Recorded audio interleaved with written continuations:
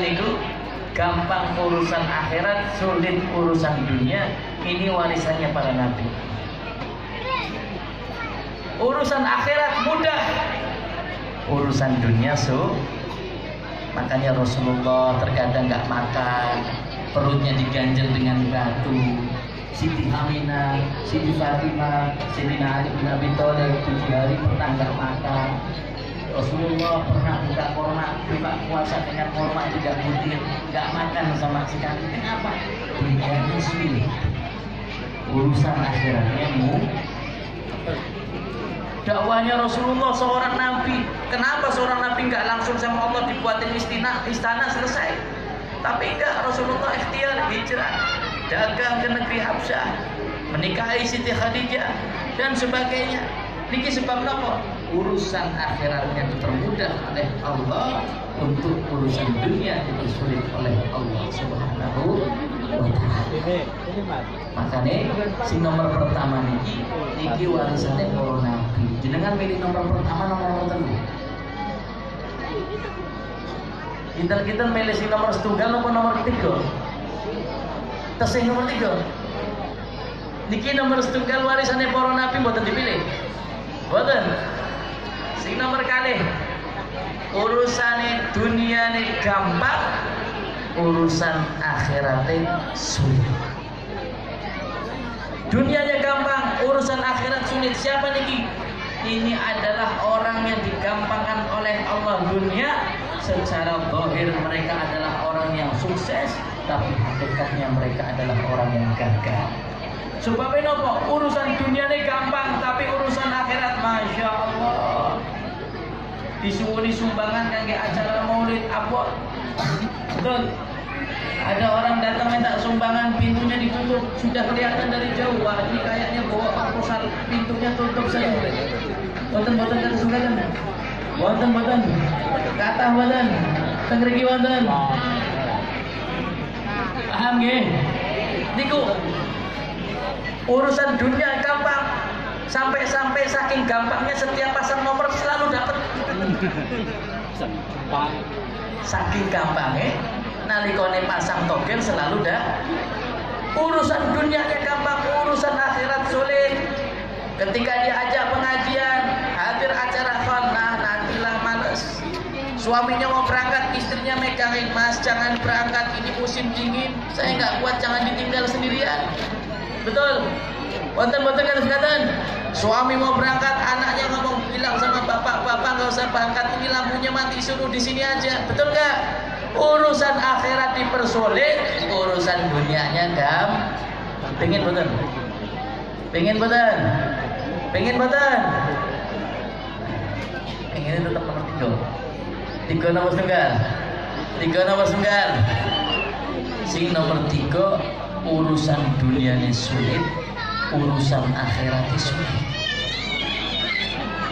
Kita milih nomor setunggal atau nomor 3? Urusan dunianya sulit, urusan akhiratnya sulit. Na'udzubillah min. Ini orang yang dicabut rahmatnya oleh Allah. Ini orang yang mendapatkan murka dari Allah. Sehingga apa? Maaf untuk urusan dunia, ikut acara apapun dunianya sulit, usaha ditipu, bisnisnya bangkrut, tokonya tutup, usaha nggak pernah berhasil, kerja sana sini nggak ada hasil, nandur pari semuanya rusak. Betul. Urusan dunia dipersulit oleh Allah, urusan akhirat dipersulit oleh Allah. Dunianya sulit, akhiratnya sulit. Sholat berjamaah di masjid tidak, kumpul sama ulama tidak, kumpul sama wali tidak, cinta sama ulama tidak, gak suka hadir majlis taklim, gak suka hadir pengajian. Urusan akhirat sulit, urusan dunianya sulit. Itu adalah orang yang mendapatkan murka Allah. Pengen betul? Oh, pilih aja dengan nomor 3. Iku nomor 3. Pengen betul? Sing nomor sekawan. Urusan dunia gampang, urusan akhirat uji. Ingin nomor pindah. Jenengan kok primbang dan senggatan itu pripun?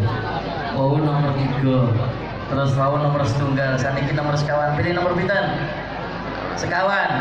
urusan dunyane gampang, urusan akhiratnya gampang. Sinten niku? Ulul azmi. Mereka yang dimudahkan oleh Allah Subhanahu wa taala urusan dunia, urusan akhirat gampang, urusan dunianya gampang, usaha apapun berhasil. Akhirat Masya Allah, pengajian hadir, maulud hadir. Ini orang-orang yang seperti ini tanda Allah Subhanahu wa taala ridho kepada orang tersebut. Makanya kula lan panjenengan sami nalikane kempal kantos mekaten, tidaklah lain yang kita harapkan ridho dari Allah Subhanahu wa taala. Kemudian dalam perjalanan Isra Mi'raj baginda Nabi Muhammad sallallahu alaihi wasallam, saya nggak mau cerita Isra Mi'raj. Kalau cerita Isra Mi'raj sampai jam 3 nggak selesai. Saya ingin meninggalkan 4 poin hikmah daripada perjalanan baginda Nabi Isra Mi'raj. Mungkin kita semuanya sudah tahu, tapi ada 4 hikmah, ada 4 pelajaran yang ingin saya sampaikan perjalanan Isra Mi'raj baginda Nabi Muhammad sallallahu alaihi wasallam.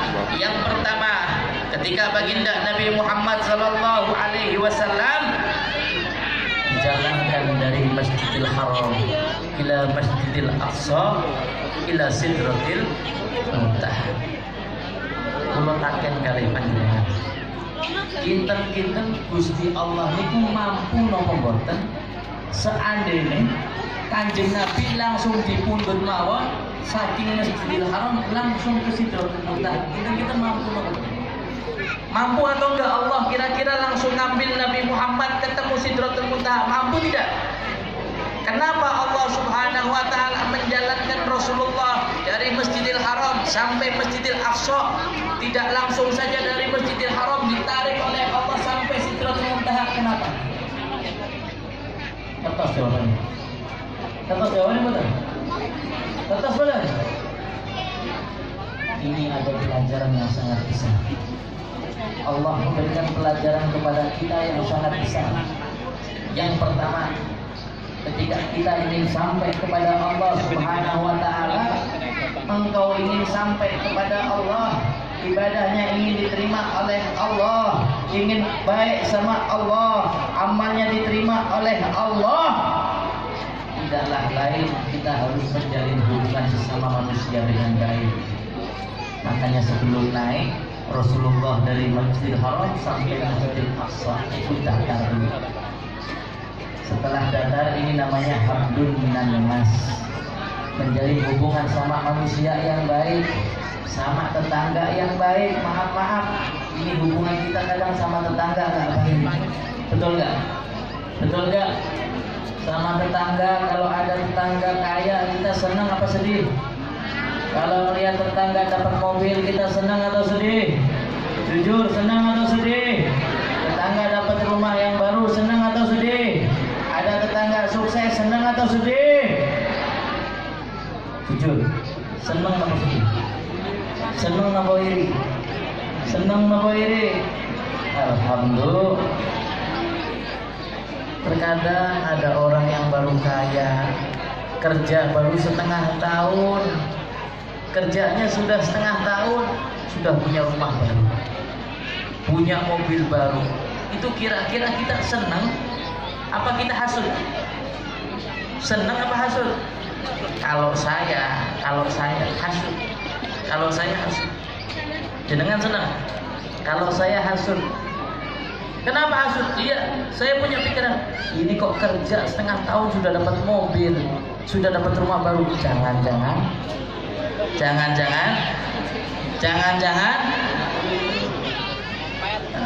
ngepet. Betul. Hasud. Rusak hubungan sama tetangga.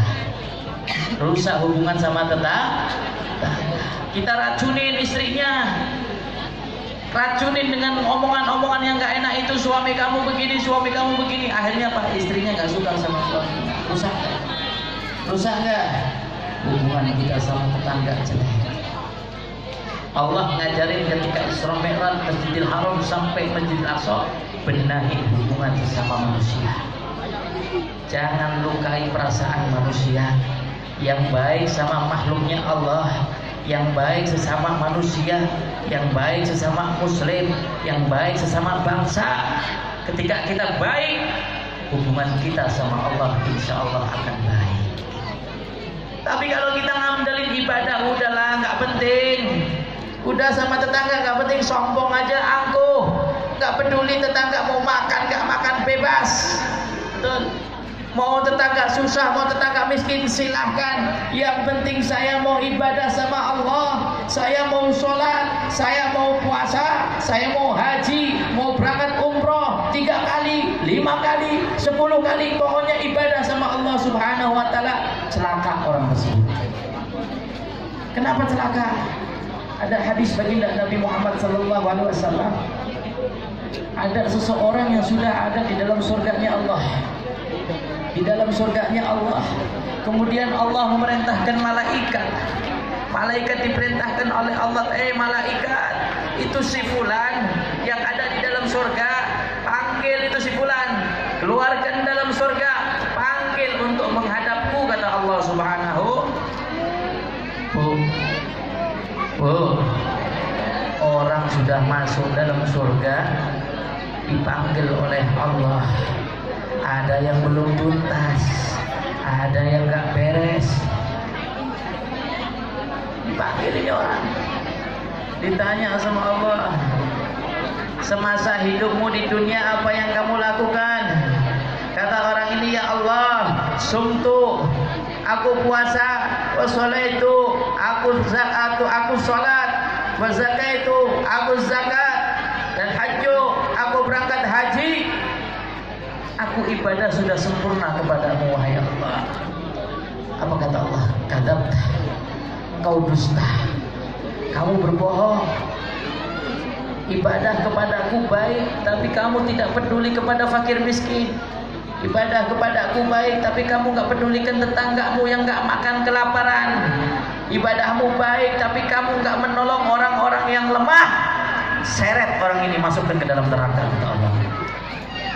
Paham? Paham? Kenapa Rasulullah dari Masjidil Haram ke Masjidil Aqsa? Tujuannya apa? Ini hablun minan nas. Sebelum naik kepada Allah, perbaikin dulu hablun minan nas. Kalau hablun minan nasnya sudah baik, baru hubungannya sama Allah akan baik. Itu hikmah yang pertama. Yang kedua, ketika Rasulullah SAW melakukan perjalanan Isra Mi'raj, ini yang sering digaungkan oleh orang-orang selain ahli sunnah wal jamaah, yang selalu mengatakan tabarukan itu bid'ah, yang selalu mengatakan ziarah kubur itu bid'ah, datang ke makam walinya Allah itu bid'ah, itu gak ada hadis dan sebagainya. Naudzubillah min dzalik. Ini ada jawaban di dalam perjalanan Isra Mi'raj baginda Nabi Muhammad. Rasulullah ketika perjalanan Isra Mi'raj diperintahkan oleh malaikat Jibril berhenti di tempat lahirnya Nabi Isa alaihissalam. Seketika itu Rasulullah SAW melakukan sholat 2 rakaat. Yang sholat ini kita tidak tahu sholat apa yang dilakukan oleh Rasulullah, tapi pada intinya istinbat daripada tersebut, Rasul bertabarukan, ngalap barokah, mengambil barokah daripada tempat lahirnya Nabi Isa alaihi. Ini sekelas Nabi Muhammad, ngalap barokahnya Nabi Isa alaihi salam. Ini pelajaran buat kita. Jadi kalau kita datang ke makam walinya Allah, kita sholat di tempat rumahnya walinya Allah, di tempat bersejarah walinya Allah, ada tempat peribadahan walinya Allah, ada tempat khalwatnya walinya Allah, ada sumurnya walinya Allah, kita bertabarukan tidaklah lain sebagaimana Rasulullah bertabaruk dengan lahirnya Nabi Isa alaihi. Yang ketiga, pelajaran Isra Mi'raj yang ketiga, ketika Rasulullah SAW menaiki buruk, setelah sampai ke Masjidil Aqsa, itu buruk ada talinya diiketin di Masjidil Aqsa. Itu kalau panjenengan pergi ke Masjidil Aqsa yang ada di Palestina, Ya, kapan-kapan mudah-mudahan bisa berangkat ke sana, ziarah ke Masjidil Aqsa, karena kita peduli dengan Masjidil Haram, ke Masjidil Nabawi, tapi kadang kita lupa dengan Masjidil Aqsa. Padahal ini Masjidil Aqsa salah satu masjid juga yang dibanggakan oleh Allah, yang dilipat gandakan oleh Allah pahalanya. Ketika Rasulullah Isra Mi'raj perjalanan dari Masjidil Haram sampai Masjidil Aqsa menaiki buraq. Buraq itu ketika sampai ke Masjidil Aqsa, Anda tahu buraq? Buraq itu sesuatu kendaraan yang larinya secepat kilat, yang Masya Allah diciptakan oleh Allah hanya untuk menjalankan Rasulullah Isra Mi'raj. Setelah itu buraq istirahat total, udah nggak kerja lagi itu buraq. Kerjanya cuma ngangkat Rasulullah Isra Mi'raj saja. 1000 tahun lamanya kurang lebih, nggak makan, nggak minum. Kenapa? Puasa. Untuk apa? Menyambut Rasulullah Sallallahu Alaihi Wasallam. Ini singkat ceritanya, si buraq ketika sampai ke Masjidil Aqsa sama baginda Nabi Muhammad, itu buraqnya ditalini, diikat. Di Masjidil Aqsa itu ada lubang, sampai sekarang lubangnya masih di dekat pintu Masjidil Aqsa itu ada lubang, ya kurang lebih segini lubangnya. Dimasukkan talinya buraq ke dalam lubang tersebut. Tujuannya agar apa? Agar ini buraq tidak kabur, agar ini buraq tidak lari. Pertanyaannya, loh kok ini buraq lari? Ini kan diciptakan untuk Rasulullah. Nggak mungkin Rasulullah ditinggal sama buraq, nggak mungkin Rasulullah ditinggal dengan kendaraannya, nggak mungkin. Tapi kenapa Rasulullah mengikat buraq di Masjidil Aqsa? Itu contoh kepada kita bahwa segala sesuatu harus ada ikhtiar. Manusia nggak bisa main tawakal saja. Kadang kita ini belajar asal tauhid sudah tawakal sama Allah. Allah itu akan memberikan rezeki. Kita di rumah saja nanti rezeki datang. Betul nggak? Ini tawakal yang benar apa yang salah? Tawakal yang benar apa yang salah? Kalau Rasulullah mau tawakal itu buraq nggak diikat, biarin aja tawakal. Tapi Rasulullah ngajarin kepada kita untuk ikhtiar kepada Allah, diikat. Sama kita kalau mau ngambil rezeki, bertawakal kepada Allah. Apa tawakalnya? Ikhtiar dulu, hasilnya tawakal sama Allah. Jangan tawakal duduk di rumah pegang tasbih la ilaha illallah la ilaha illallah. Ditanya sama istrinya, kamu nggak kerja? Enggak. Nanti rezekinya datang. Wong semut aja dikasih makan sama Allah, masa kita manusia nggak dikasih makan? Ini tawakal yang salah. Ikhtiar. Ini Nabi ngajar